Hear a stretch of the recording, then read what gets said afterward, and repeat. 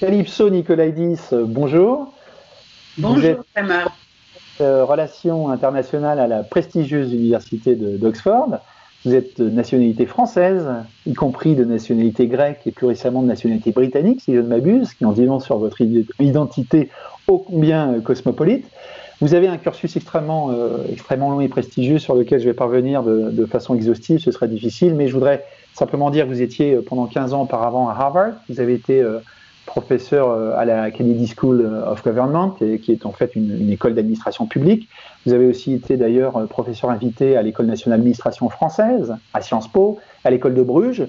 Et puis vous avez été, au-delà des multiples choses que vous avez faites et qui m'intéressent tout particulièrement, vous avez été la seule universitaire membre du groupe de réflexion sur le futur de l'Europe qui s'était monté à la demande du Conseil européen en 2008 et qui avait travaillé pendant 2 ans avant de remettre un rapport en 2010 sur les orientations, les objectifs qu'aurait dû se fixer l'Europe dans le contexte de cette crise très grave que nous traversions à l'époque, évidemment.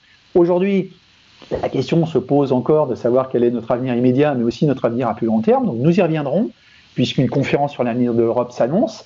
Et c'est dans cette perspective que je veux me placer avec vous aujourd'hui, mais partons du début. Et arrêtons-nous un instant sur la réalité de la réaction qui a été celle de l'Europe à la crise sanitaire et économique et sociale qui est au début, que nous traversons et qui est extrêmement grave. Et je voudrais partir de là en vous demandant d'abord ce que vous en pensez. Est-ce que vous pensez que la réponse a été à la hauteur, alors que nous avons vu les choses se mettre en place dans une articulation plus ou moins facile entre les niveaux régionaux, nationaux et européens. Alors qu'est-ce que vous en pensez? Est-ce que ça a été à la hauteur selon vous?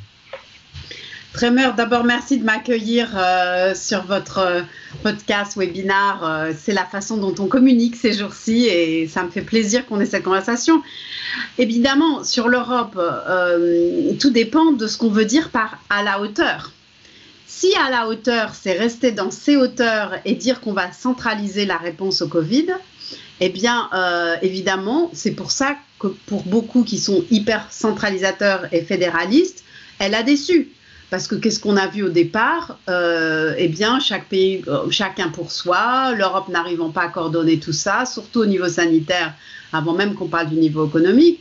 Donc, il y a eu énormément depuis le début de cette crise Covid, des critiques de l'Europe.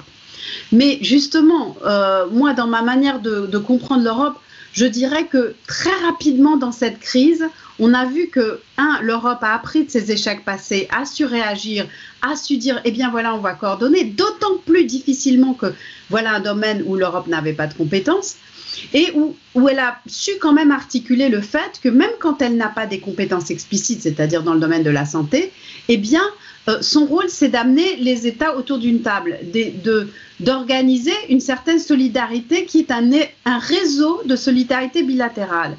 Et en même temps, de ne pas le faire de sa hauteur, parce qu'on sait très bien qu'avec une crise comme le Covid, tout ça, c'est des niveaux locaux, vraiment local. La famille, le voisinage, la ville, la région, et puis l'État-nation, bien évidemment. Et que c'est absolument normal que dans différentes dimensions du problème, eh bien, on réagit à ces différents niveaux.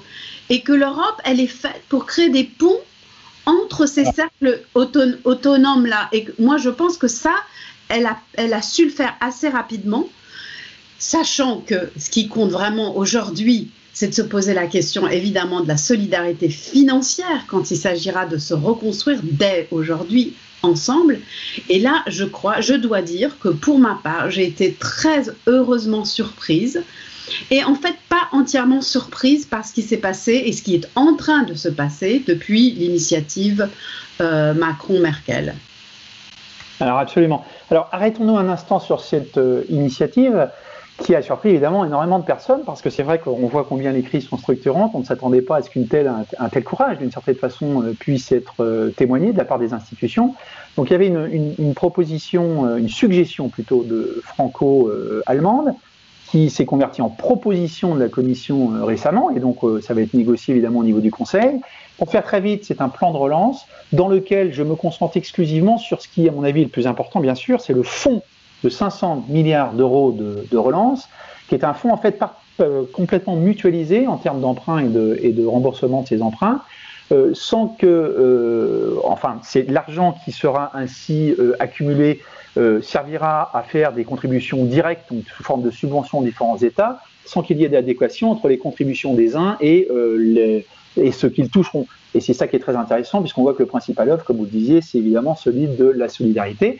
À ce qui s'ajoute, et je vais vous entendre aussi là-dessus, parce que c'est très important, comme c'est une brique supplémentaire que beaucoup ont attendu pendant très longtemps, parce que c'est une brique nécessaire à la construction normalement d'un ensemble de nature fédérale, c'est que nous avons la volonté de mettre en place des taxes européennes, qui seront des ressources propres qui iront abonder le budget.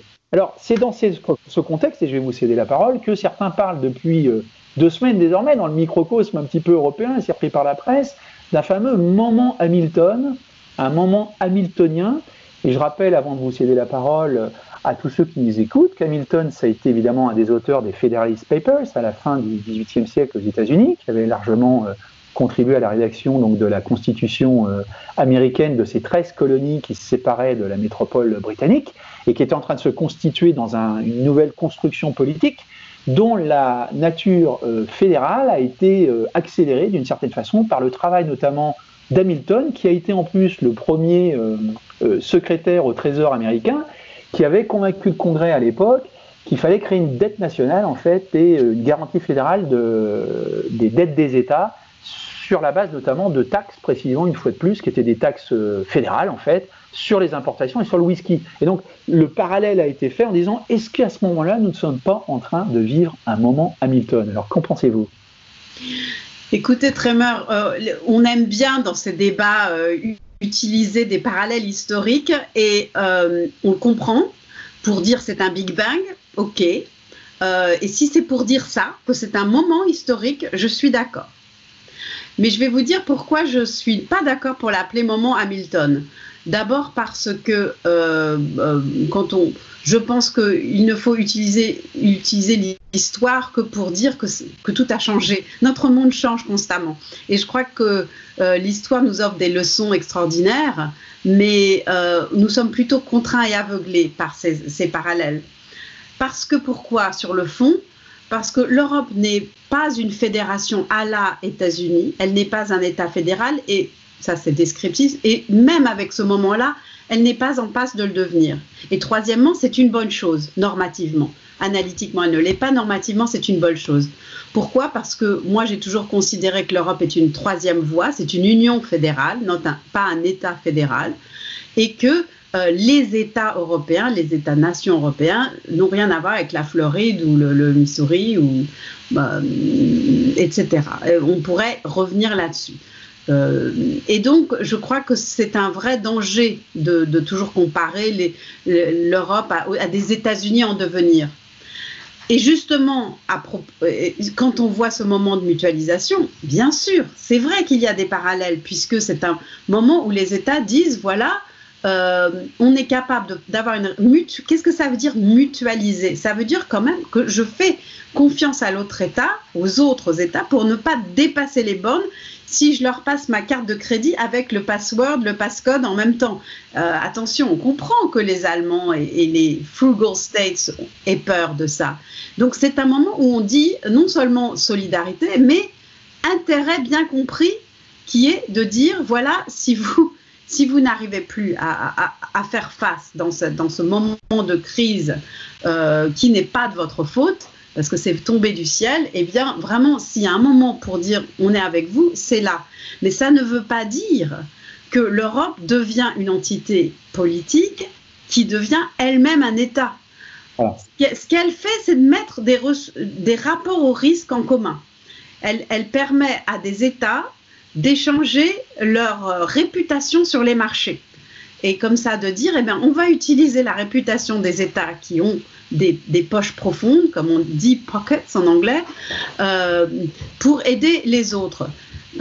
Et ça nous permettra, en faisant ça, et ça c'est très important, de faire moins ce qu'on a fait dans la crise de 2008, c'est-à-dire de dire à l'autre État ce qu'il doit faire. C'est tout basé sur les prêts conditionnés. Ça ne veut pas dire qu'il n'y aura pas de conditionnalité, tout ça est encore à négocier, qui, à quoi, sur quel terme. Mais ce qui a vraiment fait beaucoup de mal à l'Europe, c'est quand on n'a pas su gérer notre indépendance démocratique. Quand on commence à être une entité où mes électeurs sont plus importants que vos électeurs. C'est une logique qui ne peut pas continuer. Et si on va de l'avant en ayant un budget européen, parce que finalement, qu'est-ce que c'est que cette mutualisation? C'est une façon de créer un plus gros budget européen, avec des instruments financiers différents. Eh bien, ces plus grandes ressources communes vont nous permettre de laisser derrière, en partie, pas entièrement évidemment, cette logique qui est de dire les uns aux autres ce qu'ils doivent faire. Maintenant, d'où vont venir ces ressources? Bien sûr, des marchés, puisque c'est un emprunt commun. Mais donc tout ça, il y a des différentes dimensions. Ce sur quoi on s'est mis d'accord, ou on est en passe de se mettre d'accord, parce que n'oublions pas qu'il n'y a pas encore eu de vote sur cette question, c'est de dire, voilà, on va emprunter ensemble. Et après, redonner de l'argent, pas en proportion en chacun selon ses besoins, comme dirait Marx. On n'en est pas encore à dire que par ailleurs, on va rembourser en plus avec des impôts communs. Moi, je pense que c'est une très bonne idée parce que le principe normatif derrière, c'est de dire que ces GAFA, ces entreprises de l'Internet, etc., ou celles qui bénéficient du marché unique d'une manière ou d'une autre, eh bien, c'est grâce à ce que l'Europe a créé comme structure de marché qu'elles font les profits qu'elles font. Donc dire que reviennent à l'Europe certains des bénéfices qui viennent de l'Europe, il y a une très très grosse logique, mais c'est pas la même chose que de dire on va aller sur les marchés emprunter ensemble. Et la grande question qui va se poser dans les mois et même les années qui viennent, c'est comment ces deux choses vont être liées, emprunter ensemble et les ressources communes qu'on va tirer des impôts qui viennent de la valeur qu'on a créée ensemble. Alors tout ça pour dire, et en fin de compte, que nous sommes dans un moment historique, moi j'en suis assez sûre.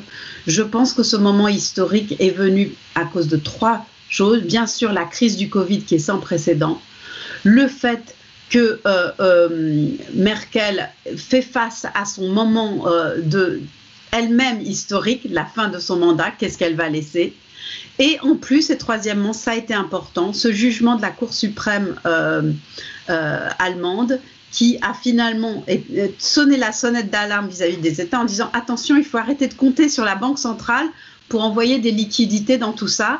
Il faut que vous-même, vous preniez vos responsabilités au niveau fiscal et au niveau des gouvernements.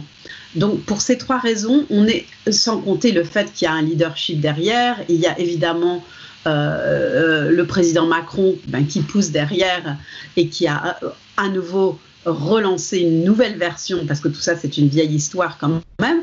Enfin, si on met tout ça et qu'on remue bien, on a effectivement vraiment un moment historique. Mais j'espère Tremor qu'on saura l'inventer, on saura être à la hauteur du fait qu'il s'agit de parler d'avenir et non pas forcément de se référer toujours à des modèles passés qui sont inspirants mais qui ont leurs propres problèmes. Donc à nous l'Europe de réinventer ce nouveau futur sans se référer toujours aux États-Unis. Je suis très sensible à cette approche. Je partage votre point de vue à dire. Je pense effectivement qu'on est en train ici on s'intéresse à un modèle qui est sui generis et que c'est pas nécessairement très très inspiré d'aller chercher une référence aux États-Unis. Vous aurez peut-être l'occasion d'ailleurs dans la question que je vais vous poser désormais, puisque vous l'avez déjà esquissé un peu la réponse, de revenir sur cette construction qui n'est pas une construction du super-État centralisateur évidemment, mais bien d'une vision des démocraties qui est très plurielle, et vous avez un concept pour ça, qui est celui de la démoïcratie, sur lequel vous allez peut-être revenir. Alors, intéressons-nous un peu à l'avenir, justement. Vous aviez, dans ce livre, que je montre ici à l'écran, qui hélas n'a pas été traduit en français, qui s'appelle Exodus, Reckoning, Sacrifice, Three Meanings of Brexit. Vous penchiez sur la question du Brexit, alors d'une façon absolument originale, puisque vous faisiez des parallèles constants avec des éléments de la mythologie biblique et antique, et au travers justement de ces métaphores, en fait, vous interrogiez le Brexit, et vous nous invitiez dans votre interrogation. C'est absolument pas prescriptif, votre démarche, c'était vraiment très très intéressant. Et puis vous montriez en fait fondamentalement que le Brexit pouvait aussi peut-être être une opportunité. Alors il se trouve que justement la crise que nous traversons pourrait aussi être une opportunité et je voudrais vous entendre sur cette question. Vous avez un concept, vous parlez d'intégration durable. Vous dites que nous avons énormément de difficultés à regarder très loin devant, en fait, et à essayer de concevoir l'Europe dans le temps long.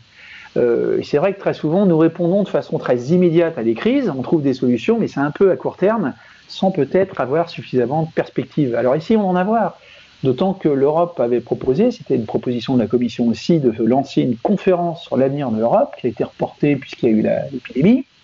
Alors on ne sait pas exactement dans quelles vont être les conditions de sa tenue sans doute après l'été, mais en tout cas il y a un moment où on va bien s'interroger sur cet avenir, alors on voudrait vous entendre là-dessus.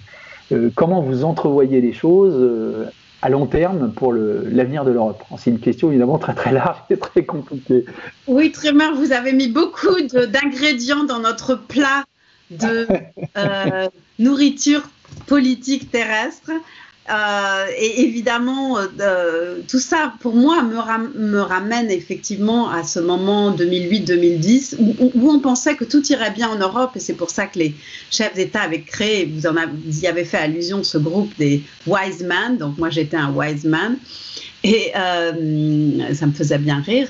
Mais effectivement la seule universitaire, et j'essayais toujours, sans utiliser de jargon, mais de proposer des concepts pour penser l'avenir. Et donc j'ai parlé effectivement de sustainable integration, intégration durable. Ça paraît aller un peu, ça paraît être évident, parce que, eh bien, pourquoi on fait, Kant nous aurait dit la paix perpétuelle, ben, si on cherche à faire la paix, on ne dit pas tiens, on va faire la paix pendant 10 ans, et puis après on fera la guerre, puis après on fera la paix. Non, et quand on fait l'intégration européenne, soi-disant, c'est pour toujours. Donc, ça va sans dire, et pourtant, ça va en le disant. Pourquoi? Eh bien, vous venez de le dire, Trémeur, parce que finalement, qu'est-ce que c'est la politique démocratique? C'est bien, c'est la politique du court terme. Tocqueville nous l'avait dit il y a bien longtemps. C'est un peu ça qui lui faisait peur dans la démocratie. Il disait le passé et le futur, le temps long, c'est assez aristocratique. C'est un luxe, hein, parce que quand on n'a pas beaucoup de fric, on veut manger un toit sur sa tête. Donc, et on le sait, on parle tout le temps du short-termisme, du court-termisme, que ce soit des politiques ou des marchés. Les marchés, c'est bien pire. Et donc, moi, j'étais partie de l'idée que le déficit démocratique de l'Europe, il est bien là, parce que c'est une machine complexe qui est faite de 28, 27 démocraties qui interagissent avec des moments où on ne peut jamais avoir une élection où on fait sortir le gouvernement européen, et ce ne sera jamais le cas, et ce ne serait pas bien. L'Europe, comme je disais tout à l'heure, n'est pas un État-nation. Et donc, si c'est le cas, eh bien, je disais un peu paradoxalement qu'il faut tirer parti de ce déficit démocratique de l'Europe, parce que, appelons-le, un déficit de démocratie à court terme. Ce n'est pas la même démocratie. Donc, l'Europe, on peut dire, eh bien, c'est une démocratie de l'avenir. Ce n'est pas une vraie démocratie, bonne vieille démocratie telle qu'on les connaît. Donc, il faut donner un autre rôle démocratique de l'Europe. Et donc, pour moi, le rôle fondamental, l'avantage comparatif de l'Europe, c'est justement qu'elle n'a pas à rendre de compte à court terme puisqu'elle n'est pas élue et réélue, et que grâce à ça, paradoxalement, grâce à ce manque de démocratie dans ce sens-là, de rendre des comptes à court terme, c'est au long terme et aux générations à venir qu'elle doit rendre compte, mais je dirais donc aux générations présentes, parce que les parents et les grands-parents d'aujourd'hui, eh bien, ça les concerne, et ils prennent l'avenir à cœur, donc ce n'est pas aller contre leur désir et leur volonté de penser à long terme, mais c'est de dire si l'Europe peut être la gardienne du long terme, eh bien, elle doit savoir organiser la conversation, parce que c'est facile à dire, mais c'est difficile à faire. Il faut regarder chaque loi, chaque réglementation, chaque initiative européenne et dire, voilà, on va faire un rapport et un débat avec le Parlement, le Conseil, les organisations de la société civile. Qu'est-ce que ça voudrait dire cette loi dans 5 ans, dans 10 ans, dans 15 ans, dans 20 ans? Il faut qu'il y ait des clauses de sunset, de révision régulièrement. Est-ce que ça a vraiment amené aux conséquences qu'on avait prévues et qu'on avait désirées, etc. C'est-à-dire organiser le débat dans la durée. Alors évidemment, poser cette question, c'est dire d'abord qu'il faut que l'Europe apprenne à faire un pivot aujourd'hui, parce que l'Europe est obsédée par l'espace unique, le marché unique, sans frontières. Bien sûr que ça continue à être au cœur de l'Europe, mais le pivot doit s'obséder entre une politique de l'espace et une politique du temps. Et il faut penser plus la politique du temps. Et si on sait faire ça, je crois que l'Europe reprendra une place différente dans les esprits. Ce qui ne veut pas dire que l'Europe n'a pas à jouer un rôle dans les moments de crise. Mais dans ces moments de crise, je dirais que son rôle prédominant, c'est d'organiser la résilience et la résilience sur le long terme, mais plus que la résilience, parce qu'il y a un côté très conservateur dans la résilience. C'est d'organiser, pourquoi on fait ça? C'est organiser la mission. Et c'est là où je dirais que je trouve que la Commission actuelle a très bien répondu, parce qu'elle a très vite penser ça, comment on va parler penser dans le futur, comment on va contribuer au multilatéralisme, comment on va essayer de faire un traitement de la crise sanitaire vert, rester fidèle à ce qu'on a cherché à faire avant. J'espère le faire mieux, parce que ce n'est pas du tout encore optimal, je dirais. Là où le bas blesse, c'est sur deux niveaux. D'abord, le rapport aux autres dans ce qu'on appelle le voisinage européen, comment on gère notre co-gestion de la crise avec ceux qui, à nos portes, sont les plus grandes victimes et vont l'être encore plus du Covid, c'est-à-dire les réfugiés, les illégaux, etc., les plus vulnérables à nos frontières, premièrement. Et deuxièmement, mais c'est le même thème de ceux qui ont moins de pouvoir, eh bien, Tremeur, vous parliez de cette conférence sur le futur de l'Europe. Comment, justement, est-ce qu'on pense ce long terme ensemble avec les citoyens? Et là, je crois qu'il faut bien, on ne peut pas nier le fait que l'Europe, dans son ADN, cette construction européenne, elle a bien du mal avec son ADN qui était anti-politique, qui était une construction contre la politique, parce qu'on était après la guerre et qu'il s'agissait de retenir les peuples et d'isoler dans Bruxelles ce qu'on pouvait faire pour faire leur bien. Eh bien, maintenant, au XXIe siècle, on n'en est plus là. Les citoyens sont mûrs, les citoyens peuvent participer. Or, quand l'Europe, lui, aujourd'hui, a lancé cette fameuse conférence sur le futur de l'Europe, vous savez, moi, j'étais Sherpa à l'époque de la Convention sur le futur de l'Europe en 2001-2003, et j'avais déjà, là, avec d'autres, essayé de pousser vraiment ce qu'on peut appeler la démocratie participative et délibérative, en parallèle de notre démocratie classique représentative. À l'époque, déjà, on avait fait face à un mur. Aujourd'hui, vous me direz, 20 ans plus tard, on a évolué. La commission, les projets ont l'air d'inclure des assemblées citoyennes, etc. Mais finalement, si vous regardez de près, c'est un peu à la marge. On reste vraiment dans une vision qui est celle des institutions européennes, de leur logique, de leur langue, de la façon dont elles échangent des concessions les unes vis-à-vis des autres. Or, il faudrait que cette convention soit radicalement différente, soit une convention d'effervescence démocratique, ce que j'appelle l'effervescence démocratique. Je ne sais pas si on prend la voie. C'est un vaste programme et je dirais juste pour clore que je travaille avec des organisations super de la société civile qui ont lancé un programme qui s'appelle Citizens Take Over Europe. Comment on traduirait, Tremeur take over. Les citoyens s'emparent de l'Europe, on va dire. Que les citoyens s'emparent de l'Europe et on est en train de s'organiser. J'espère qu'il y aura des ponts.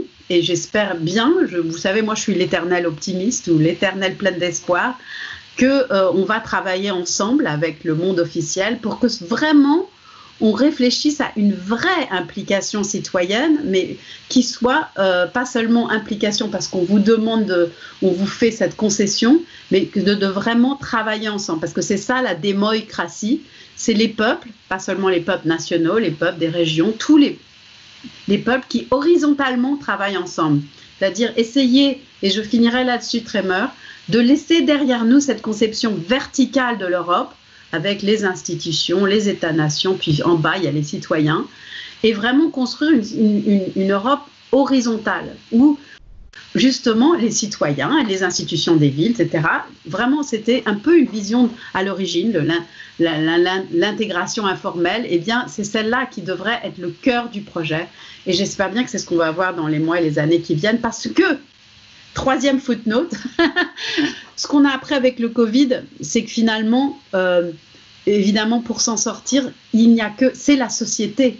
C'est la société qui se comporte. C'est nous, c'est l'auto-organisation de la société, comme dirait Castoriadis, qui va nous amener vers la sortie. On peut recevoir des ordres d'en haut, mais c'est la somme de tous ces réseaux à des échelles différentes qui va faire qu'on va pouvoir enfin vraiment revivre ensemble. Et donc j'espère qu'on va garder cette leçon du Covid. Je sais qu'on va en oublier beaucoup, mais qu'on va garder cette leçon dans la manière qu'on aura d'envisager notre démocratie en Europe. Merci Calypso. Je pense qu'on est obligé d'avoir un nouveau rendez-vous avec vous, parce que ce que vous abordez en fait, c'est la question de la démocratie européenne. Et je pense que c'est d'ailleurs peut-être, je ne sais pas si vous en êtes d'accord, une expression qu'on n'utilise pas suffisamment. On utilise souvent le terme démocratique en adjectif sur le fonctionnement démocratique de l'Europe, alors qu'il faudrait peut-être se poser la question de savoir comment articuler ces démocraties européennes. Ce sera l'occasion d'en discuter avec vous, si vous en êtes d'accord, une autre fois. Absolument. Et merci Tremor, ça m'a fait bien plaisir de bavarder aujourd'hui. Merci à vous.